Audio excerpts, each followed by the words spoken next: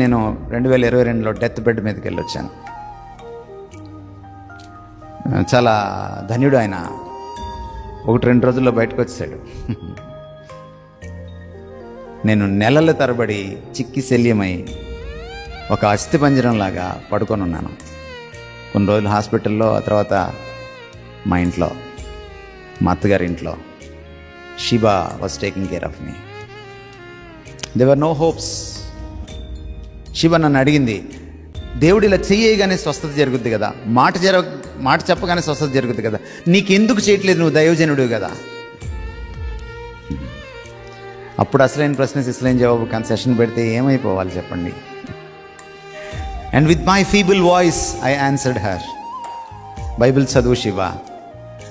యోబుకి స్వస్థత లేట్ అయింది, యోబుకి ఆశీర్వాదం లేట్ అయింది, లాజరుకి ఆశీర్వాదం లేట్ అయింది. మేబీ దేవుడు నన్ను ఎక్కడో వంచాలనుకుంటున్నాడు, ఎక్కడో మలచాలనుకుంటున్నాడు, ఎక్కడో చెక్కాలనుకుంటున్నాడు, ఎక్కడో నాకు పాఠాలు నేర్పించాలనుకుంటున్నాడు. Let him take his own time. But I know one thing, I will come out of this. My God assured me. The greater the suffering, the greater the closeness with Christ.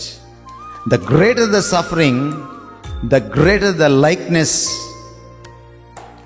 of Christ. ఒక machinery దైవజనుడు అన్నాడు, శ్రమలు రానివ్వండి, కష్టాలను రానివ్వండి, ఎంత శ్రమైనా రానివ్వండి, provided అవి నన్ను దేవుడికి దగ్గరగా చేసేటట్టయితే ఎంత శ్రమనైనా రానివ్వండి. మీకు ఒక లిట్మస్ టెస్ట్ చెప్పనా క్రైస్తవం గురించి? నకిలీ క్రైస్తవుడికి అసలీ క్రైస్తవుడికి చాలా గుర్తులు ఉంటాయి. ఒక గుర్తుపట్టే, చాలా బ్లేటెంట్గా గుర్తుపట్టే ఒకటేంటో చెప్పనా? కష్టాలు రాగానే నకిలీ క్రైస్తవుడు లోకంలో కలిసిపోతాడు. అసలీ క్రైస్తవుడు ఏం చేస్తాడంటే దేవునికి ఇంకా దగ్గర అవుతాడు. యోబుని చచ్చిపోరాదు తిట్టి దేవుణ్ణి అని అంది వాళ్ళ ఆవిడ. నా విమోచకుడు నాకు తెలుసు, బ్రతికే ఉన్నాడు, నాకు సజీవుడు ఆయన. I know my God.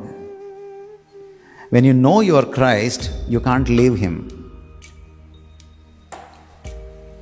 అలాంటి క్రైస్తవం మనకి అబ్బిన నాడు, అలవడిన నాడు, మన సంఘాల్లో ఆయనకి అలాంటి పెద్దపీట వేసిన నాడు